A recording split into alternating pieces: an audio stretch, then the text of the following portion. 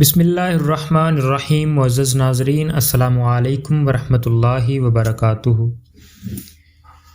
ویسے تو کربلا میں ہر مجاہد نے اپنی اپنی قربانی پیش کی اور بعض نے اپنے خاندان کے تمام افراد کو قربان کر دیا۔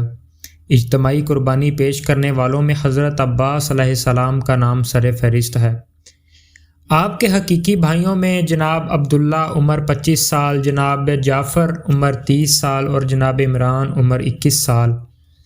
ان تینوں بھائیوں نے اپنے بڑے بھائیوں کے حکم پر مسکراتے ہوئے جام شہادت نوش کیا، اور ان کے تمام کے آخر میں جناب عباس علیہ السلام نے اپنے اس حسین و جمیل اور نوجوان فرزند کو، جو انتہائی عبادت گزار اور پابند تہجد تھا، جس کی پیشانی پر سجدوں کے نشان تھے، اپنے ہاتھوں سے کفن پہنا کر بھائی کی خدمت میں حاضر کیا اور ان پر سے 3 بار قربان کر کے میدان جنگ میں شہید ہونے کے لیے بھیج دیا۔